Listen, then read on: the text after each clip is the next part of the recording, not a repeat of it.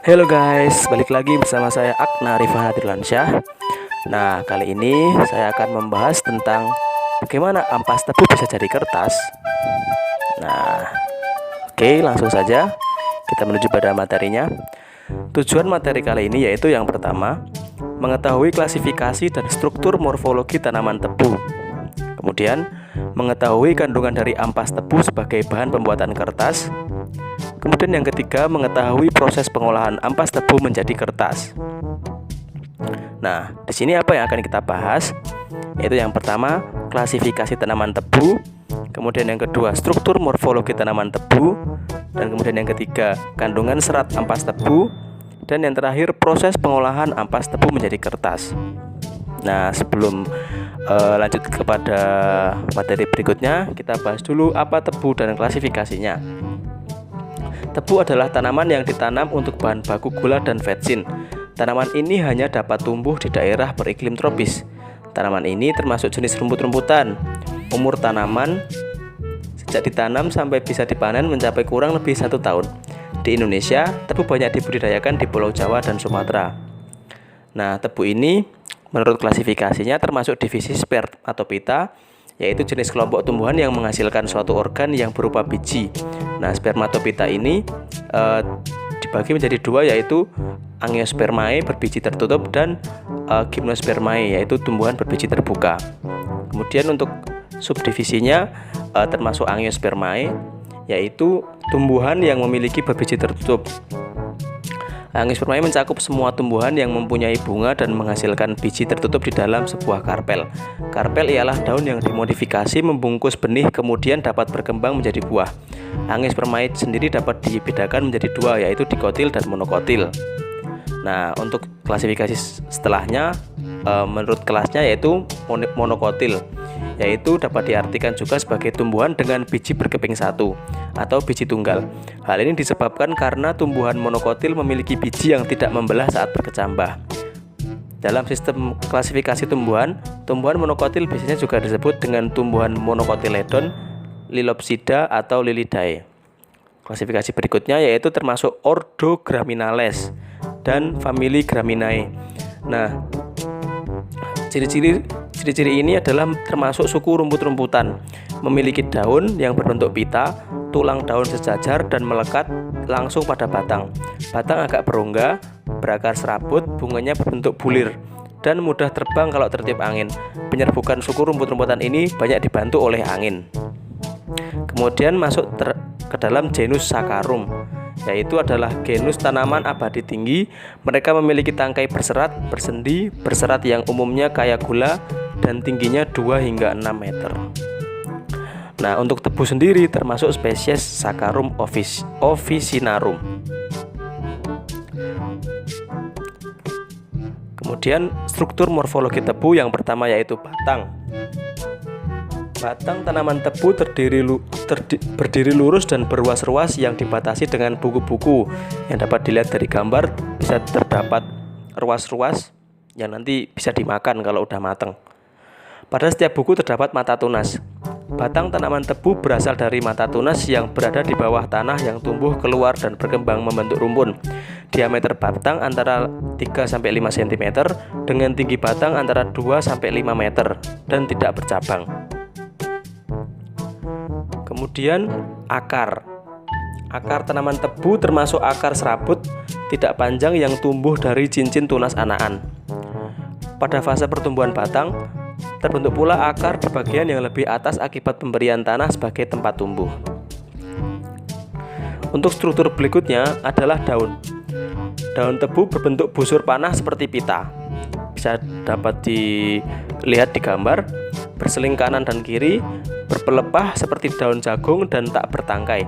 Tulang daun sejajar, di tengah bertekuk, tapi daun kadang-kadang bergelombang serta berbulu kertas. Untuk struktur yang berikutnya adalah bunga.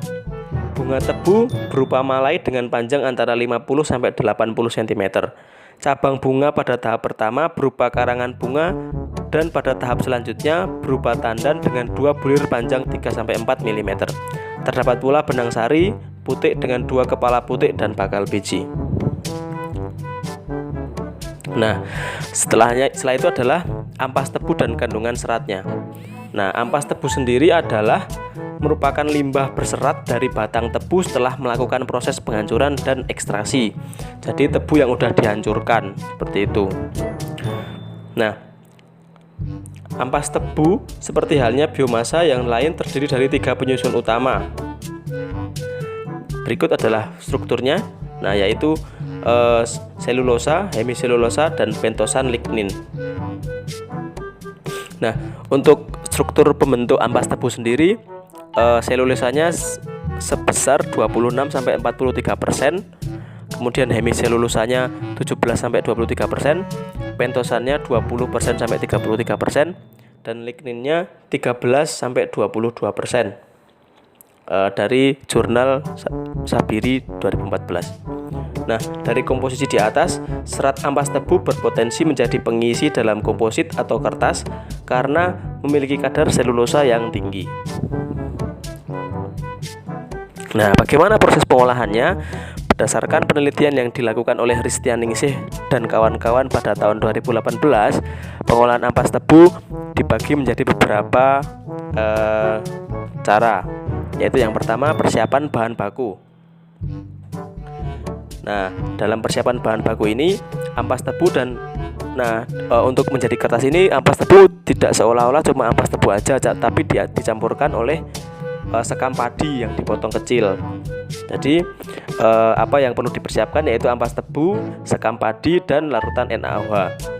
Nah, caranya adalah ampas tebu dan sekam padi dipotong kecil dengan ukuran 500 mm. Bahan tersebut kemudian dikeringkan dalam oven pada suhu 100 derajat. Pembuatan larutan NaOH dengan konsentrasi 5% untuk proses delignifikasi. Kemudian selanjutnya adalah chemical pulping, yaitu pencampuran NaOH, pemasakan, dan pendinginan. Nah, setelah itu adalah bleaching. Bleaching ini adalah pemutihan dengan menggunakan NaClO 5-25% selama 1 jam.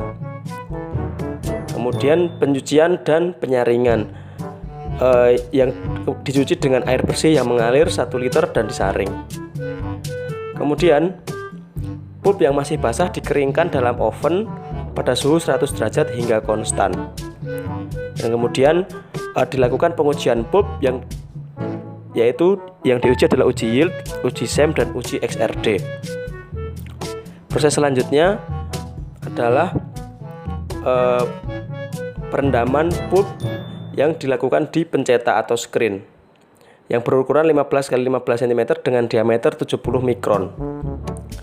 Untuk proses selanjutnya adalah perataan dengan menggunakan manual press yang arah penekanannya sejajar.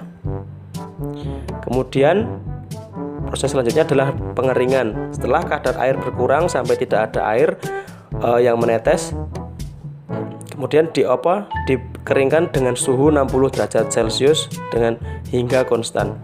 Dan yang tahap terakhir, setelah jadi kertas, diuji kembali dengan uji yield, uji SEM, uji XRD, dan uji kadar air, uji rapat massa, dan uji tebal kertas. Kesimpulannya adalah yang pertama, tebu atau Saccharum officinarum termasuk jenis rumput-rumputan. Kedua, struktur morfologi tebu meliputi batang, daun, akar, dan bunga. Yang ketiga, ampas tebu merupakan limbah berserat dari batang tebu setelah melalui proses penghancuran dan ekstraksi. Struktur pembentuk ampas tebu yaitu selulosa, hemiselulosa, lignin, dan pentosan.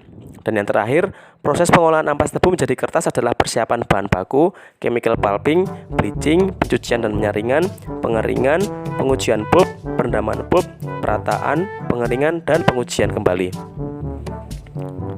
Oke, saya kira sekian dari saya. Terima kasih. See you in the next video. Bye-bye.